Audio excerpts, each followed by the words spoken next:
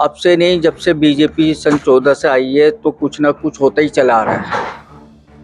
और ये जो इस वक्त इन्होंने भदौड़ी ने कहा है, मैंने खुद पार्लियामेंट की वो देखी है, ये इतनी गंदी जबान इस्तेमाल करी है, इससे मुल्क का नाम रोशन नहीं होगा।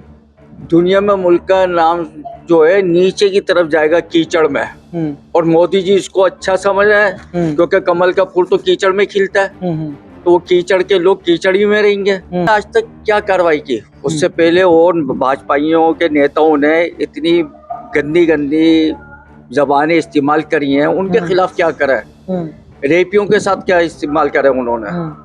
उनको ये इस मुल्क से कोई वफादारी नहीं है, उनके नहीं है। वो तो कहते हैं मुल्क टूटे तो टूटे, लेकिन हमारे जो लूटने का अंदाज है ना, कि जो कहते हैं ना ये कि जी अंग्रेज लूट के ले गए, ये लूट के ले गए, वो लूट के ले गए, ये भी वही काम कर रहा है अंग्रेजों वाला। ये भी लूट के कहीं ना कहीं चले जाएंगे, झोला उठा के भर के, झोले में सारी चीजें भर के चले जाएंगे। ये कहते हैं हम तो चौकीदार हैं। वही तो, चौकीदारी तो चोरी कर रहा है ना।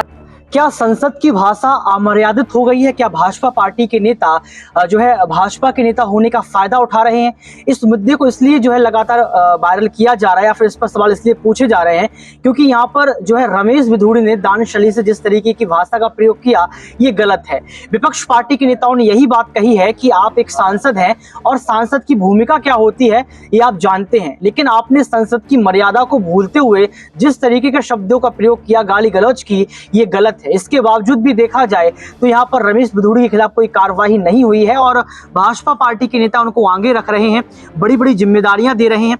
वहीं दर्शकों, आपको याद होगा कि राहुल गांधी पर मानहानि का केस लग गया था जब उन्होंने यहाँ पर मोदी समुदाय को टारगेट किया था, लेकिन जब यहाँ पर रमेश भिधूड़ी जिस तरीके की भाषा का प्रयोग कर रहे हैं, क्या वो गलत है? क्या सच में मुस्लिम समुदाय को टारगेट किया गया है? इस मुद्दे को हम जानने का प्रयास करेंगे। सर, आपका नाम क्या है? मेरा नाम कासिम है। सर, कैसे देखते हैं इस मुद्दे को? लगातार जो है चर्चाओं का विषय बन चुका है रमेश भिधूड़ी वाला मुद्दा। देखिए, ये तो अब से नहीं, जब से बीजेपी सन 14 से आई है तो कुछ ना कुछ होता ही चला आ रहा है। और ये जो इस वक्त इन्होंने भदौड़ी ने कहा है, मैंने खुद पार्लियामेंट की वो देखी है, ये इतनी गंदी जबान इस्तेमाल करी है, इससे मुल्क का नाम रोशन नहीं होगा। दुनिया में मुल्क का नाम जो है नीचे की तरफ जाएगा, कीचड़ में। और मोदी जी इसको अच्छा समझ रहे हैं, क्योंकि कमल का फूल तो कीचड़ में खिलता है, तो वो कीचड़ के लोग कीचड़ ही में रहेंगे। उनको कब अच्छी जबान आएगी? अगर दानिशली चाहते हैं, अच्छे खानदान के थे, चाहते तो वो भी उसी तरह की जबान इस्तेमाल कर सकते थे, लेकिन नहीं। फर्क है इंसान के अंदर। उन्होंने ये बता दिया कि मैं किस जगह का रहने वाला हूँ, किस जगह मैं पैदा हुआ हूँ, उन्होंने अपनी बता दी। उससे पता लग गया कि उनके ऊपर जो कहते हैं उनके खानदान के लोग कैसे थे, वो उन्होंने बता दिया, हमें इस तरह के लोग हैं और हमें यही जबान आती है। अच्छा, भाजपा ने अभी तक कोई बड़ी कार्रवाई नहीं की है, इसको लेकर आप क्या कुछ कहेंगे? देखिए, भाजपा ने आज तक क्या कार्रवाई की? उससे पहले और भाजपाइयों के नेताओं ने इतनी गंदी गंदी जबानें इस्तेमाल करी हैं, उनके खिलाफ क्या करा है? रेपियों के साथ क्या इस्तेमाल करे उन्होंने? उनको ये इस मुल्क से कोई वफादारी नहीं है, उनके नहीं है। वो तो कहते हैं मुल्क टूटे तो टूटे, लेकिन हमारे जो लूटने का अंदाज है ना, कि जो कहते हैं ना ये कि जी अंग्रेज लूट के ले गए, ये लूट के ले गए, वो लूट के ले गए, ये भी वही काम कर रहा है अंग्रेजों वाला। ये भी लूट के कहीं ना कहीं चले जाएंगे, झोला उठा के भर के, झोले में सारी चीजें भर के चले जाएंगे। ये कहते हैं हम तो चौकीदार हैं।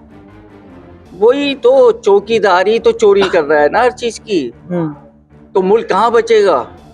चौकीदार ऐसे थोड़ी होते हैं।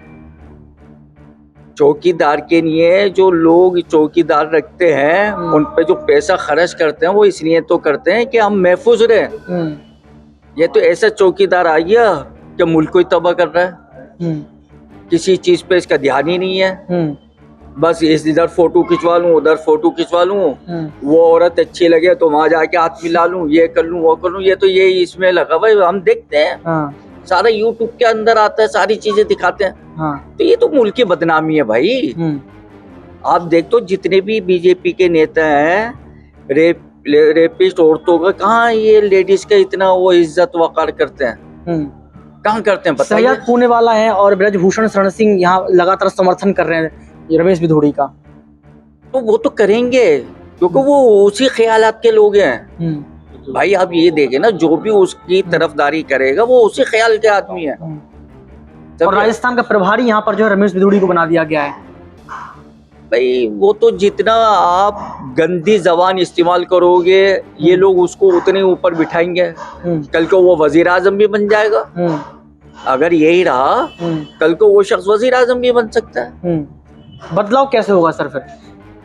बदलाव तो देखिए जी, जितनी भी अपोजिशन जमातें हैं इनको खुल के सड़कों पर आना चाहिए, पब्लिक को लाने चाहिए बाहर। नहीं तो इस मुल्क को कोई बचाने वाला नहीं होगा। गठबंधन हो गया है, इंडिया अलायंस बन गया है, आपको लगता है कि इसका कुछ फायदा मिलेगा, जीत पाएगा? देखिए ये तो वो इन्होंने कोशिश करी है, अगर उनके अंदर बाकी कोई सच्चाई है मुल्क के लिए इंडियन गठबंधन को, तो वो बचा भी लेंगे। लेकिन अगर वो खाली वोट के चक्कर में इधर उधर के नहीं आ रहे हैं तो नहीं बच पाएगा। क्योंकि जो लोग वोट के चक्कर में आगे आएंगे तो वो तो वोटर का वो देखेंगे कि अक्सरियत किधर की तरफ जा रही है, वो भी वही बात करेंगे। हाँ, अगर मुल्क को देखना है तो इंडियन गठबंधन को भी अपना। अच्छा सर, मैं आपसे एक सवाल और पूछूंगा। लगातार देखा जाए तो देश में हिंदू मुस्लिम का माहौल बनता चला जा रहा है, क्या सच में 2014 से जब बीजेपी तब से ये माहौल बन रहा है या पहले भी ऐसा माहौल हुआ करता था? पहले नहीं हुआ इस तरह का माहौल। अगर कहीं हुआ भी होगा तो वो कहीं दूर परे अनजाने में हुआ होगा। लेकिन सन 14 के बाद से जो है ये बिल्कुल खुल के हो रहा है। और मोदी जी ने उनको तजर्बा है गुजरात के वाक़े से, जो 2002 में गुजरात में इन्होंने करा है और उनको जो वो सफलता मिली है और सारे दंगाई लोग और जो इस तरह के गंद लोग थे वो सारे जमा हो गए, समझे। तो वो चाह रहे हैं कि हिंदुस्तान में उसी तरह का मैं माहौल बनाऊं ताकि मैं यहाँ जब तक जिंदा हूँ कुर्सी पे बैठा रहूं, समझे। वो ये गुजरात से उनको थोड़ा तजर्बा मिला हुआ है तो वो चाह रहे हैं आगे भी ऐसा करूं। लेकिन कर्नाटक के लोगों ने बड़ा अच्छा तजर्बा इनको चोट पहुंचाई है और उसी तरह मैं चाहता हूं कि हिंदुस्तान के सारे आवाम कर्नाटक के लोगों से सबक सीखे। अच्छा, इलेक्शन तो फिर से आ गए बाबा, आपके हाथ में वोट है, वोट आपको डालना है 24 को लेकर, क्या उम्मीद नजर आ रही है, क्या क्या मुद्दे होंगे आपके? भाई मुद्दे क्या होंगे, सबसे बड़ा मुद्दा तो मुल्क को बचाने का है, समझे। जब मुल्क बचेगा जब ही सारी चीजें होंगी। तो जो भी जहाँ जहाँ वोट हो रहा है वो लोग मुल्क को बचाने के लिए ही वोट दें, जो मुल्क को बचा सके और आगे लेके जा सके। कह रहे हैं G20 हुआ था, अंतर्राष्ट्रीय संबंध अच्छे हुए हैं। क्या हुआ अंतर्राष्ट्रीय संबंध? यहाँ से जाने के बाद लोगों ने बाहर जाके क्या प्रेस कॉन्फ्रेंस में बताया, बताइए। वो तो पता लग गया, उससे क्या मुल्क को रोशन हुआ। ये अपने मुंह से चाहे कुछ भी कहते रहे कि जी हमने ये करा, हमने ये करा, हमने ये करा। कनाडा का वीजा जो है रद्द कर दिया यहाँ से, कनाडा के लोग यहाँ नहीं जा पाएंगे अब।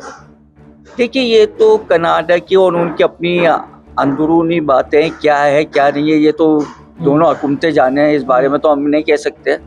लेकिन ये है कि जो हकीकत है उसको आप मद्देनजर रखते हुए चलना चाहिए। यही नहीं आवाम को बेवकूफ़ बनाए, लॉलीपॉप दें और उसके लिए खेलते रहे, अपने ऐश करते रहे। अच्छा सर, एक और मुद्दा आया है, आपने देखा होगा पक्का, 1 नेशन 1 इलेक्शन, एक राष्ट्र एक चुनाव, इससे आप सहमत हैं? ये तो चल ही नहीं सकता। भाई आपके विचार कुछ हैं, मेरे कुछ हैं, इनके कुछ हैं। ये किसी और चीज को मानते हैं, मैं किसी और चीज को मानता हूँ, समझे। तो ये तो हो नहीं सकता, आज तक नहीं हुआ और दुनिया में कहीं भी नहीं है ये चीज।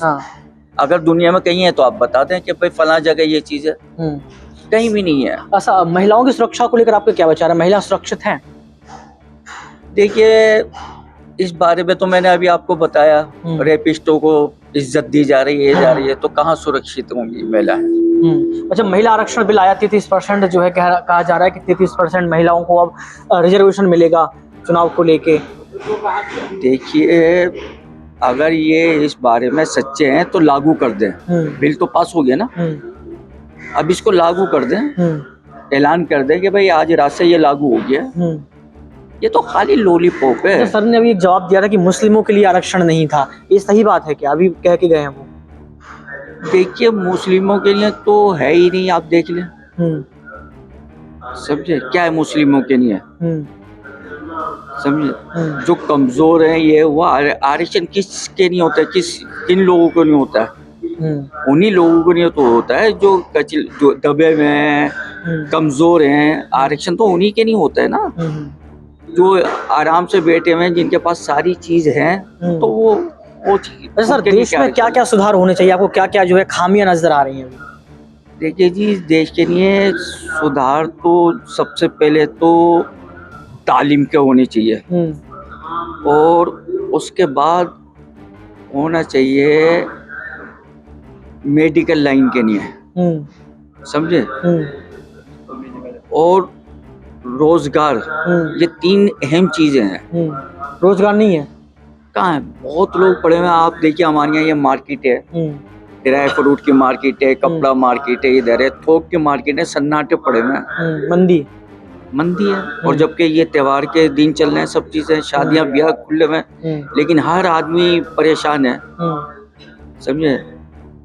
हम तो खैर देखिए, मुस्लिम कौम तो ज्यादातर मजदूर है, वो तो मजदूरी करके खा लेगी, लेकिन जो गैर मुस्लिम है वो तो कारोबारी लोग हैं। उनसे जाके पूछें क्या हो रहा है, क्योंकि उनका जो सारा कारोबार है सूद पे